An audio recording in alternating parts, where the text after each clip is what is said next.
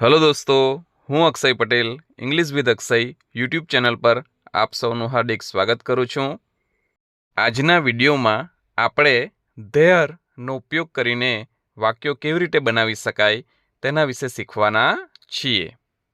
અગાઉ ધેરનો ઉપયોગ સમજાવતો એક વિડીયો બનાવેલો છે, તેના સિવાયનો ઉપયોગ આપણે આ વિડીયોમાં શીખવાના છીએ।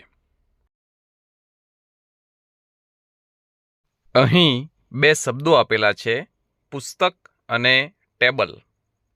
હવે આ બે શબ્દોનો ઉપયોગ કરીને આપણે ગુજરાતીમાં કોઈ પણ એક વાક્ય બનાવવાનું છે। તો આપણે એક વાક્ય બનાવીએ, ટેબલ પર એક પુસ્તક છે। આ રીતે બે શબ્દોનો ઉપયોગ કરીને જો આપણે વર્તમાન કાળનું વાક્ય બનાવીએ તો તેની અંગ્રેજીમાં વાક્ય રચના નીચે મુજબ થશે। વાક્યની શરૂઆત ધેર ઇઝ કે ધેર આર થી થશે, ત્યાર પછી નાની વસ્તુ આવશે, નાની વસ્તુ પછી પ્રેપોઝિશન અને ત્યારબાદ મોટી વસ્તુ આવશે। હવે આપણે વાક્ય બનાવીએ। અહીં એક જ પુસ્તકની વાત છે, એટલે કે એક વચનની વાત છે। જ્યારે એક વચનની વાત હોય ત્યારે ધેર ઇઝ અને ધેર આર માંથી ધેર ઇઝનો ઉપયોગ થાય છે। ત્યાર પછી પુસ્તક અને ટેબલ માંથી નાની વસ્તુ પુસ્તક છે, એટલે નાની વસ્તુ તરીકે પુસ્તક એટલે કે અ બુક આવશે। હવે પ્રેપોઝિશન તરીકે in, on, under, near, in front of વગેરેનો ઉપયોગ થાય છે, તો તેમાંથી પર શબ્દ માટે પ્રેપોઝિશન ઓનનો ઉપયોગ થશે। અને છેલ્લે મોટી વસ્તુ તરીકે પુસ્તક અને ટેબલમાંથી ટેબલ આવશે, એટલે છેલ્લે આપણે ધ ટેબલ લખીશું। તો આ રીતે આપણું વાક્ય બનશે, there is a book on the table. મોટે ભાગે સંખ્યા કે જથ્થો દર્શાવવાનો હોય ત્યારે આ પ્રકારના વાક્યોનો ઉપયોગ થાય છે।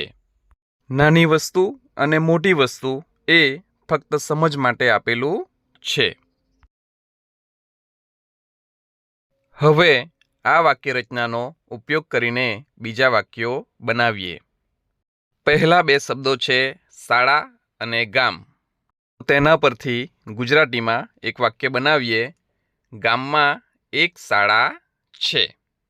હવે ઉપરની વાક્ય રચનાનો ઉપયોગ કરીને અંગ્રેજી વાક્ય બનાવીએ તો વાક્ય બનશે, there is a school in the village. બીજા બે શબ્દો છે, ગાય અને ઝાડ। તેનો ઉપયોગ કરીને ગુજરાતી વાક્ય બનાવીએ, ઝાડ નીચે એક ગાય છે। આ વાક્યનું અંગ્રેજી થશે, there is a cow under the tree. આ બંને વાક્યો વર્તમાન કાળના છે અને એક વચનના છે, એટલે આપણે ધેર ઇઝનો ઉપયોગ કર્યો છે। હવે બહુવચનના વાક્યો જોઈએ। અહીં બે શબ્દો આપેલા છે, શિક્ષક અને શાળા। આ બે શબ્દોનો ઉપયોગ કરીને એક ગુજરાતી વાક્ય બનાવીએ, અમારી શાળામાં 10 શિક્ષકો છે। અહીં 10 શિક્ષકોની વાત છે, એટલે બહુવચન થઈ જશે। બહુવચન હોય અને વર્તમાન કાળની વાત હોય ત્યારે આપણે ધેર આરનો ઉપયોગ કરીશું। તો આ રીતે ઉપરની વાક્ય રચનાનો ઉપયોગ કરીને આપણું વાક્ય બનશે, there are 10 teachers in our school. હવે બીજા બે શબ્દો છે, સભ્ય અને કુટુંબ। તો તેનું વાક્ય બનશે, અમારા કુટુંબમાં 4 સભ્યો છે। અહીં પણ બહુવચનની જ વાત છે, એટલે આપણું વાક્ય બનશે, there are 4 members in our family. હવે આપણે જથ્થો દર્શાવતા વાક્યો જોવાના છીએ। પાણી, દૂધ અન્ય પ્રવાહી વગેરે જથ્થો દર્શાવે છે. પહેલા બે શબ્દો છે પાણી અને નદી, તો તેના પરથી વાક્ય બનશે નદીમાં ઘણું પાણી છે. અહીં આપણે યાદ રાખવાનું છે કે જથ્થો હંમેશા એક વચનમાં દર્શાવાય છે. આમ આ વાક્ય એક વચન અને વર્તમાન કાળનું હોવાથી વાક્યની શરૂઆત ધેર ઇઝ થી થશે અને અંગ્રેજી વાક્ય બનશે there is much water in the river. બીજા બે શબ્દો છે દૂધ અને કપ. તેના પરથી વાક્ય બનશે કપમાં થોડું દૂધ છે. આ વાક્યનું અંગ્રેજી થશે there is some milk in the cup. તો આ રીતે જથ્થો દર્શાવવા ધેર ઇઝ નો ઉપયોગ થાય છે, પરંતુ ધેર આર નો ઉપયોગ થતો નથી. હવે આપણે ભૂતકાળના વાક્યો જોવાના છે. વર્તમાન કાળમાં જેમ ઇઝ અને આર નો ઉપયોગ થાય છે, તેમ ભૂતકાળમાં વોઝ અને વર નો ઉપયોગ થાય છે. બીજી બધી વાક્યરચના સરખી છે. પહેલું વાક્ય આપણે આગળ જોયું છે.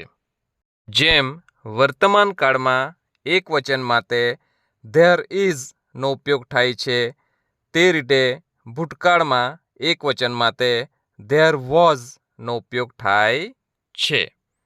અહીં બીજું વાક્ય છે ટેબલ પર એક પુસ્તક હતું, તો તેનું અંગ્રેજી થશે there was a book on the table. હવે અહીં ભૂતકાળના બહુવચનના વાક્યની વાત છે. જેમ વર્તમાન કાળમાં બહુવચનના વાક્યમાં ધેર આર નો ઉપયોગ થાય છે, તે રીતે ભૂતકાળના બહુવચનના વાક્યમાં ધેર વર નો ઉપયોગ થાય છે. અહીં બીજું વાક્ય છે અમારી શાળામાં 10 શિક્ષકો હતા, જેનું અંગ્રેજી થશે there were 10 teachers in our school. હવે જથ્થો દર્શાવવાની વાત છે. જેમ વર્તમાન કાળમાં જથ્થો દર્શાવવા માટે ધેર ઇઝ નો ઉપયોગ થાય છે, તેમ ભૂતકાળમાં જથ્થો દર્શાવવા માટે ધેર વોઝ નો ઉપયોગ થાય છે. અહીં બીજું વાક્ય છે નદીમાં ઘણું પાણી હતું, જેનું અંગ્રેજી થશે there was much water in the river.